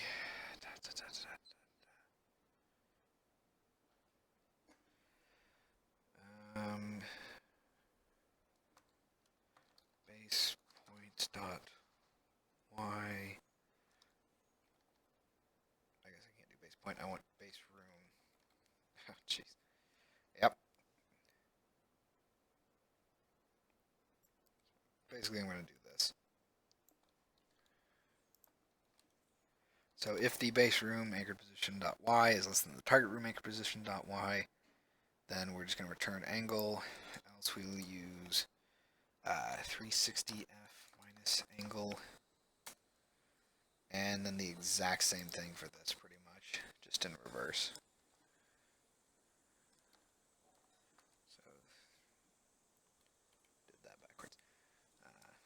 So 360f minus angle, and let's see if that works. I would be just amazed. Because I know that I'm going to have to invert the angle of one of them, just because it's, coming from the opposite side. But we'll see if that ends up actually working. So I'm like at the last 2 feet of this race, and it shouldn't be tripping here. So let's see. Go ahead and play. New room. New room. Let's call this one whatever. Yirgusad. Going to the new room, and doesn't look like it actually made any difference. Huh. Okay. Yeah. Yeah. It's weird because it's. Oh, hold on. Huh. So it's correct here, but only there. Yeah, you can see that it's. We can see the whole arrow. That's what it should look like all the time, basically. That's interesting. And here it's stretching far too much. So it's center, but it's correct there. Huh. Okay. Um. God, do I want to do a debug? Ugh. I guess I don't really have a good choice here. Let's do room node. Oh God, that's gonna suck so bad. Uh,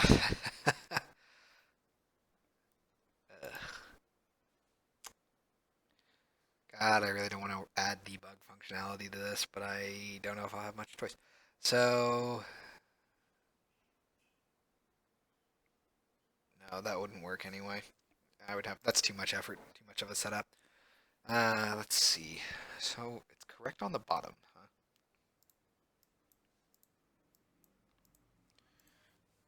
call this test room. Add an exit going from test room to the new room. Interesting. That's weird. Why would it be correct only here, but not here? And then if we look at our connection, we can see that it's pretty much stretching from edge to edge. Wait, is it grabbing the wrong edges then? Maybe I need to invert these. Let's try that actually. So let's do 360 minus angle, and let's also hope that I don't have to like change this angle adjustment stuff based on the actual angle itself, because that would suck. And I would really hate to do that.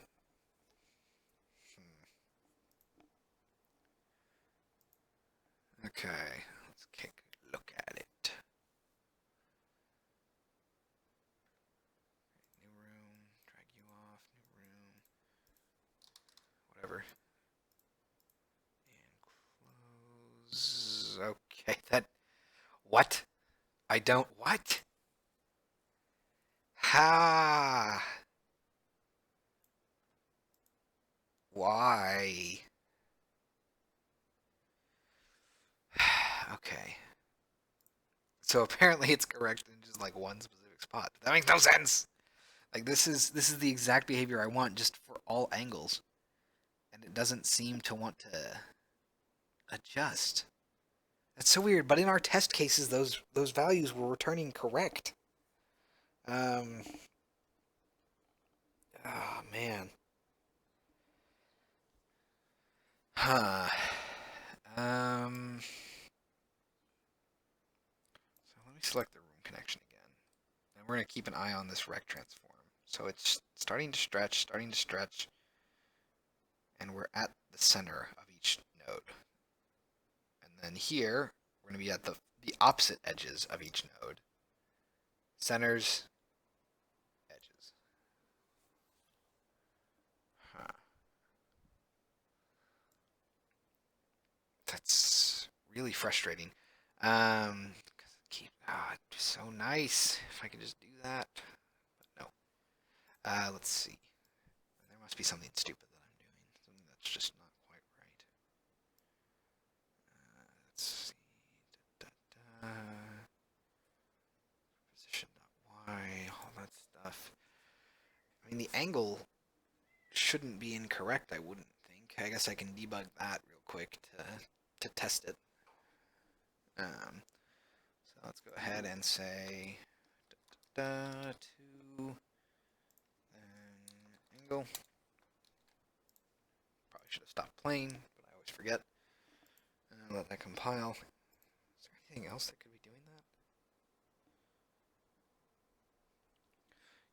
Because without visualizing them with actual image points, which I really, really don't want to do because that would take forever, it's going to be hard to visually approximate anything. I'll have to just like look at the raw numbers and say like, yeah, that sounds right. So new room, whatever. Room, close.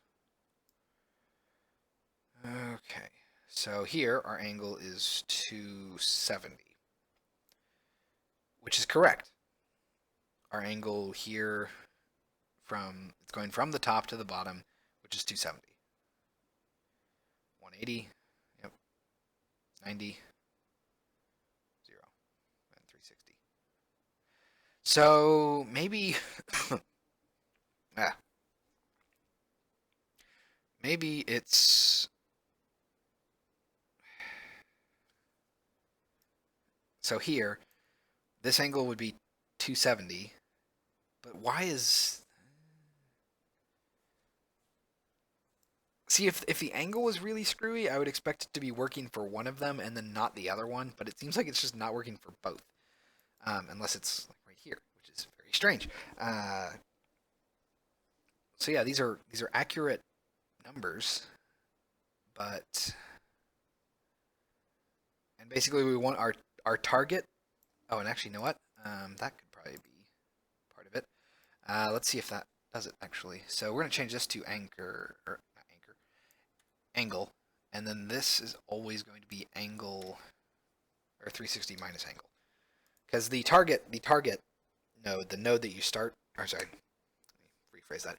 The base node, the node that you're casting from, that you're making the exit connection from to the target node, that angle is always going to be correct. It's always going to be 0 to 360, and it's always going to be the correct angle for it.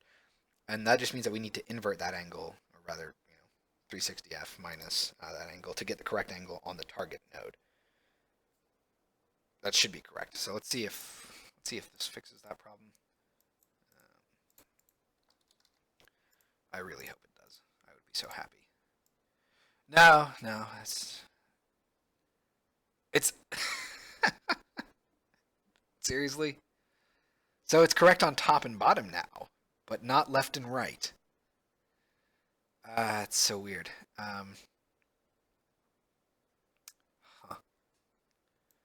So blarg. You can see us dragging this, and we're getting correct values up top and below, but not on the left for some reason. Why would that be the case? Let's see here. Anchored position. Anchored position. Angle. Huh. I mean, I can't imagine that. Oh, wait, they might. No, okay, good. Whew. I was worried for a second that they might have weird pivots. And if that was the case, the anchor position wouldn't be at 0.5. Sorry, yeah, 0.5, and that would cause problems. But it does look to be centered.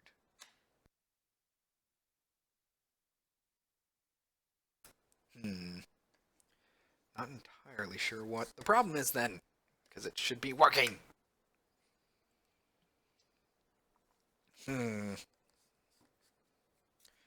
Let's see here.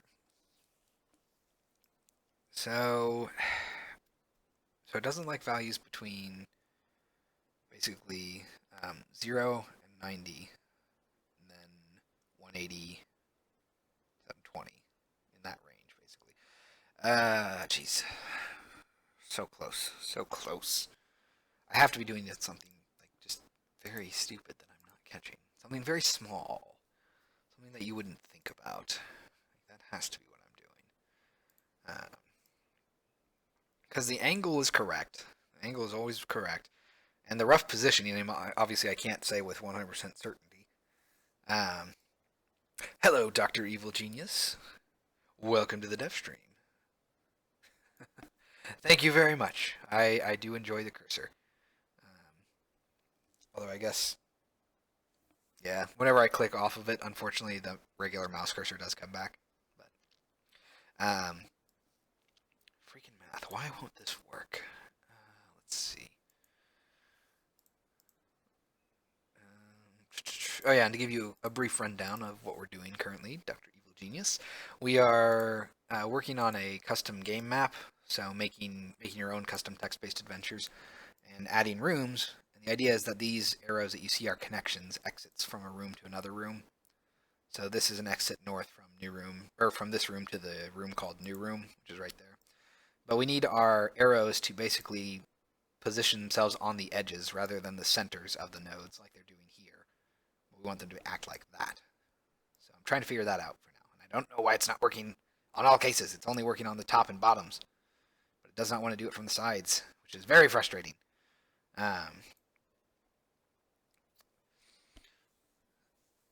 So, and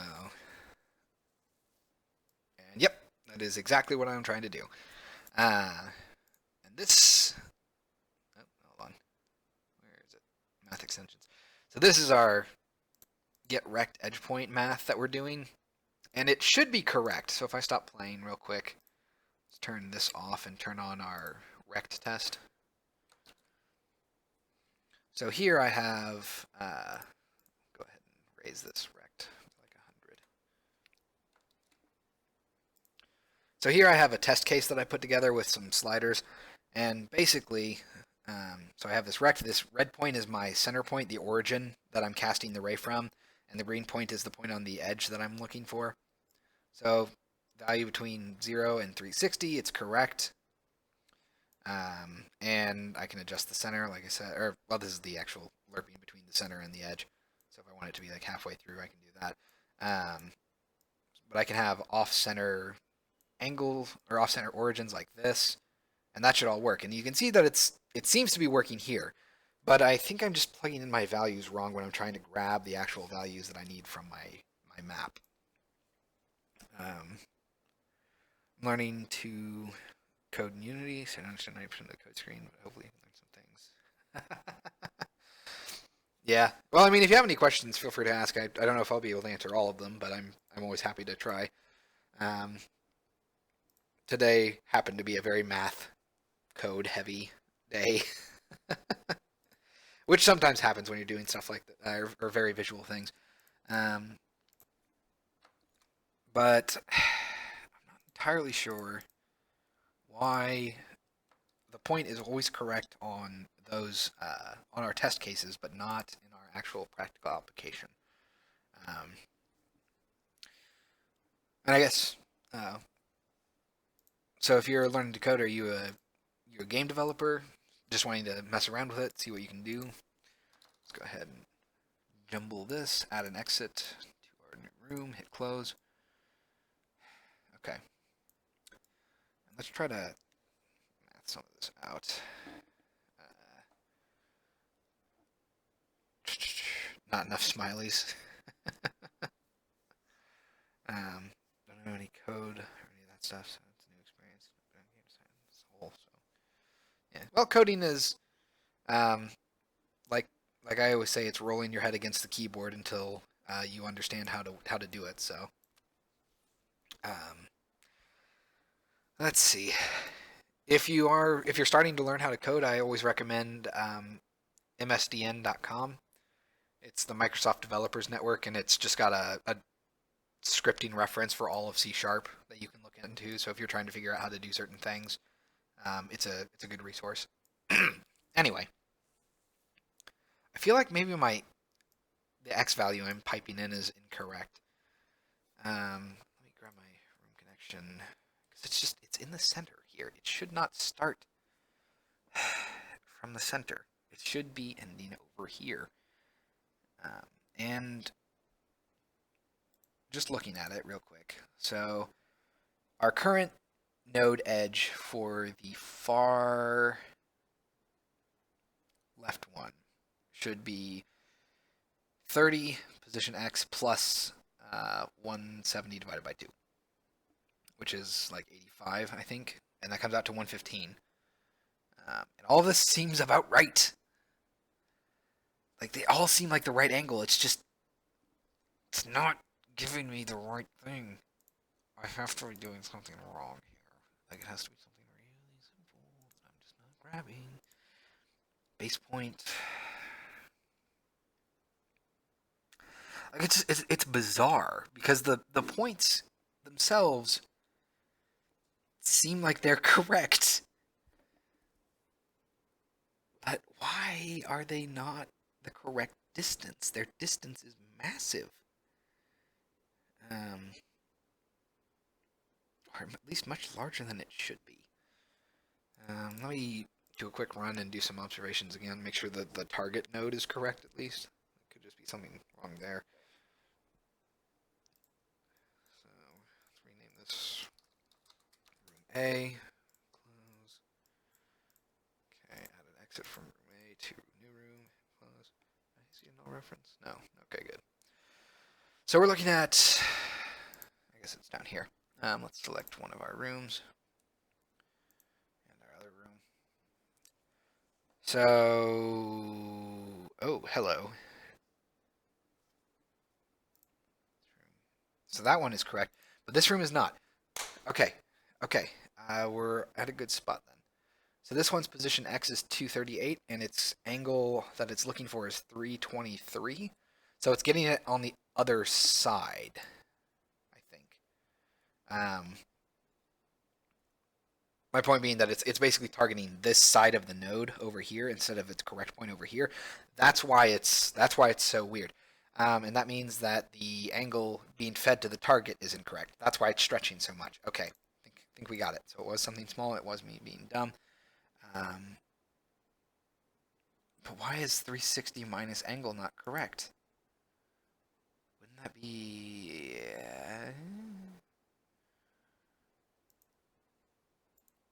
So the angle was 6. Huh. Hold on. Take a look at that. So it is an angle problem, and it is an angle specifically in relation to the target node. That's the problem. Anyway, game dev has always been construct and blah, all that newbie stuff. Well, it's a bold attitude to have. I also kind of skipped constructs and all that. I went straight to Unity. And yeah, knowing how to code is definitely a lot nicer than not knowing how to code because you can do a lot more stuff. And when you're designing or doing anything really, you'll be able to think, how would this work with code? So even if you end up working on a project and you're not the programmer, you can at least talk with the programmer and come up with ideas together. Okay, so looking at this, our second, so here's our top room node. It's trying to get to position 200x, which would be about correct here, and 18, which is about correct here. So, oh, I know what it is. The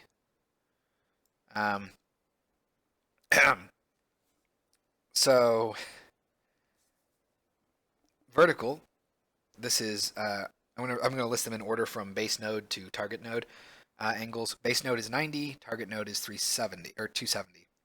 Here is 180, 180, and that's actually not right. We want 180, 0.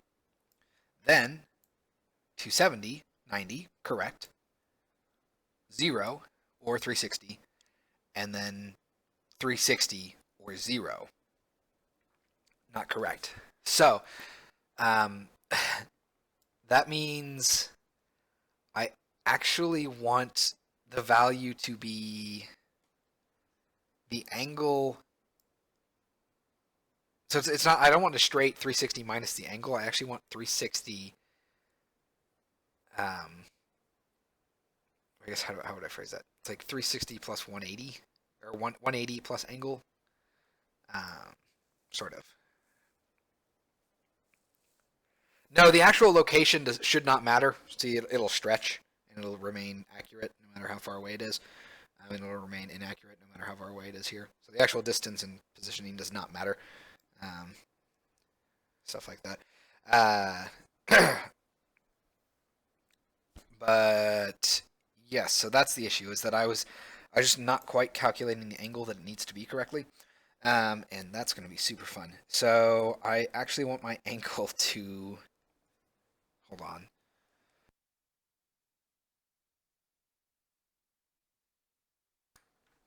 Need a drink real quick.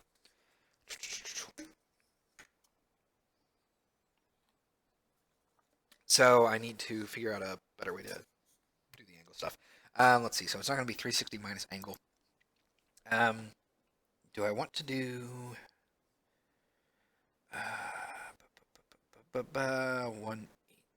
180 minus angle work?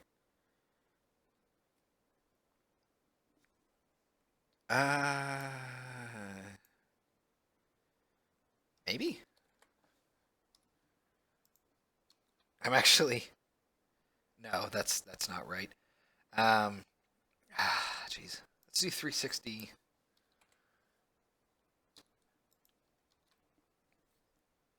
God, I'm sure that there is an actual math way for me to do this, but it's not quite what I wanted, because it's not the actual inverse of the angle. Oh my God, wait, actually, would that work? Could I just do angle minus 180? That might actually work. Angle minus 180.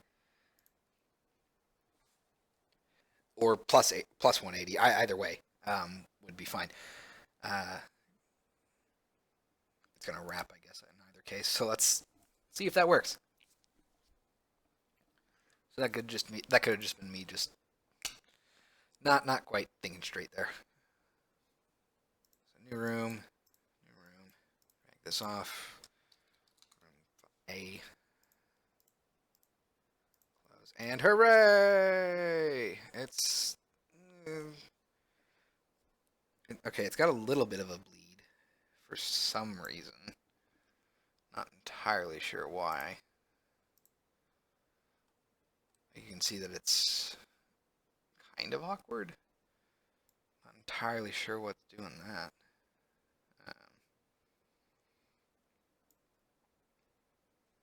Huh.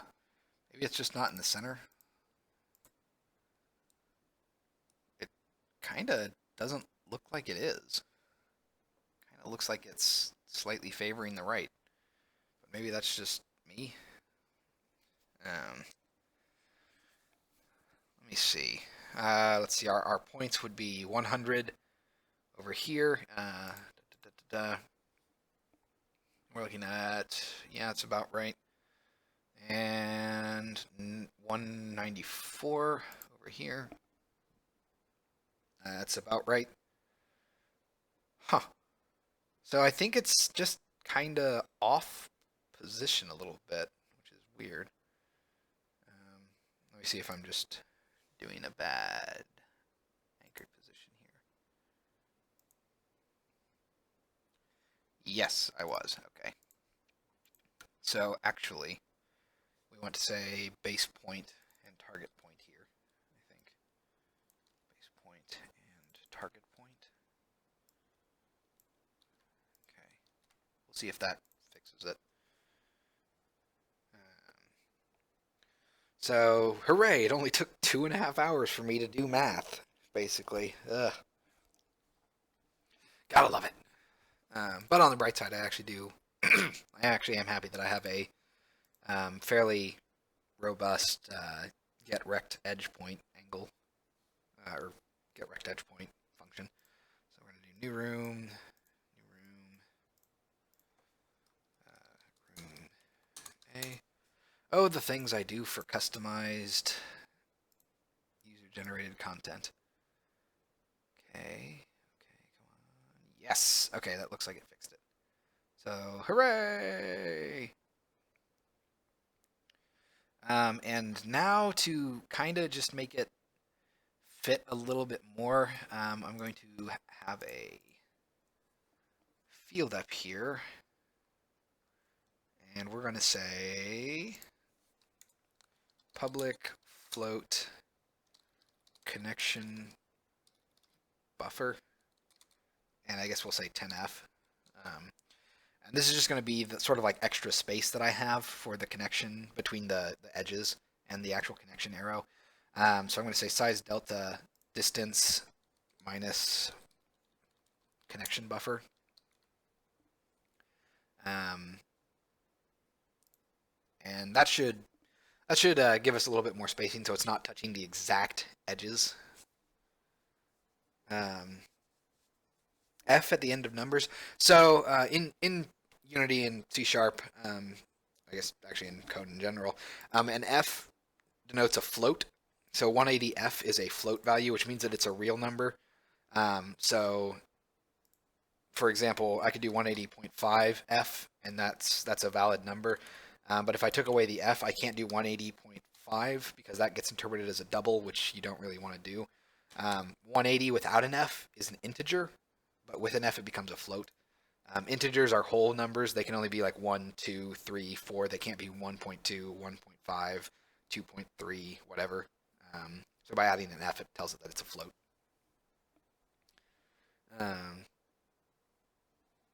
Okay. Oh, and I didn't notice what happened if they overlapped, actually. I probably should look at that. Okay, new room. Call this one room A. Let's go ahead and call this one room 1. Close. Yeah, it's kind of similar for quotation marks being used in strings. So you can see that we do have a little bit more of a buffer area. Wow, look at that sprite tearing.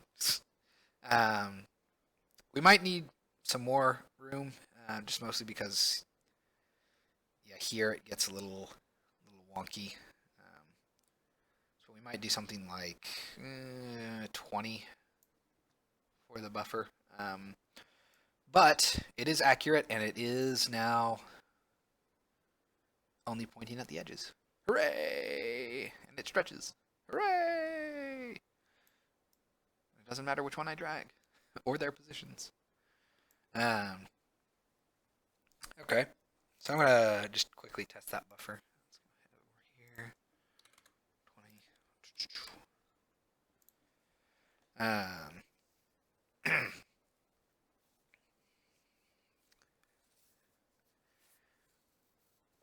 Okay. Yeah, and there's a whole lot of other or numerical values that you can use. You can use like bytes or uints, which are unsigned integers, which means that they just can't be negative. I'm gonna call this one room 1, close. Room 2, close. And run to room 1 to room 2. So this is with a 20 buffer. There we go. So it looks like that. Unless it's just the most extreme angle. It looks like it's going to give us a little bit more space to work with, which is nice. Cool. So, our next step, although we're probably not going to do that today because it's almost 5 here, the next step would be to basically, let me pull up my concept art here. Where is it? Here we are. The next step would be implementing this 2-dot system for when connections reference each other. Currently, let's go ahead and go to room 2. Let's add a reference or an exit to room 1 and hit close. Oh, that's interesting. Uh-oh. Oh, right. Wait. What? Oh, there we go. Ugh. So UI still needs a little bit of work. But you can see that both of these arrows are overlapping, and clearly it's not legible. You don't. I mean, you could infer that this is that they're connected to each other, but oh yeah, they kind of squish. So that's not ideal. That's super funny. Anyway, so the idea is that if you have 2 rooms that reference each other in an exit, then we want. It's over here, isn't it? Yarg. Then we actually want to have 2 separate sort of origin points. That way they can be side by side. But it's not as simple as this diagram makes it look. It can't just be like origin point slightly left and an origin point slightly right, because what if they're horizontal and they're referencing each other? That means that the origin point, if you can think of it like this, as 2 separate points on a circle inside of the rectangle, that circle would rotate to be the angle, and then these individual points are the points that would be pointed at. So it's not ridiculous math, especially now that we have everything worked out. So all we would be doing is essentially just calculating out what these points would be based on this sort of circular rotation, and then we would apply that and just send out that information. But yeah, I want it to be 2 arrows instead of 1, just because in the future I'm planning on doing things like let's go ahead and delete this and close. Oh, I guess it doesn't recycle them, does it? I thought I set that up, but maybe I didn't. Okay, I guess I didn't. Anyway, I want it to be just perfectly visible what you have set up in your map, and I'm in the future planning on doing things like allowing you to color these individual connections. So if you have like, this is my forest area over here in the to the left. This is all the forest rooms. Therefore, I want to color their connections green. But then when I come over here to the right, maybe this is my volcano rooms, and those I want to have connections that are orange just to make them more visually distinct. That way I can easily look at my areas and say, like, what room is this or where am I? Use color coding and all that. And, if these are blocked up like this, where they're just overlapping, it can be difficult to visually understand everything just by looking. So, or just by glancing at it. Um, but I mean, we got everything working that we wanted to today, and that makes me happy. I'm very, very happy that I actually was able to get this um, arrow stretching to work. I was a little worried that it would be way more convoluted to get it functioning in a nice, predictable manner, but it seems to be working fairly well. So let's go ahead and just make a couple of rooms for a screenshot. So we'll do lobby, close. Let's drag that down here. Make a new room. We'll do bedroom. Close this out. Put it up here. Study. All right. So now we're going to make connections. So let's go ahead and say from the lobby, we will add a connection to our bedroom. We'll add another exit to the study. And let's add a exit from the bedroom to the study as well. So there we are. Something like that. Haha. And I will take a screenshot. So let me think. Yeah, there's not much else I really think I want to try today. Probably mess around with this to see if I can clean this up and make it presentable in a decent way, because I feel like this sort of circular rotation for 2 points within a rectangle, based on if it's connected or not with the same node twice, is going to be interesting. Because I also need to think about the system to do that. But yeah. Oh, dang it. If it's going to import stuff, because it always does. So let's go ahead and I guess I'll drag some of this around just to give me a couple of different screenshots that I can post. All right. And shut this in Explorer. I'm just going to drag these out real quick. So is there anything else that I need to announce today? Not really. That's probably a good place to stop, just because, like I said, anything else that I would do would probably take a couple more hours, and that would turn this stream into like a 4 or 5 hour stream, which is a very long time. Okay, let's drag this stuff over. Delete this. All right. So we got our screenshots. So this is what it used to look like. This is what it looks like now. Much nicer. Lot easier to read, I think, because you can actually tell, what room is connecting to what room and in what order. But yeah. So, any other announcements? We should be back on Tuesday, doing our regular stream, 7 p.m. Eastern time. Should be finishing up Markov stuff, hopefully, getting all that system to work. And yeah, I don't think I have anything else. So, as always, I want to thank everyone very much for watching. Thank you, Dr. Evil Genius, for stopping by. I'm glad you managed to find the stream, and hopefully I was at least somewhat entertaining or educational, I suppose. And hope to see you again. Feel free to stop by and ask any questions if you're curious about any sort of programming concepts. I always like talking things through with people who are learning. So, in any case, I want to thank you all very much for watching, and I will see you all next time.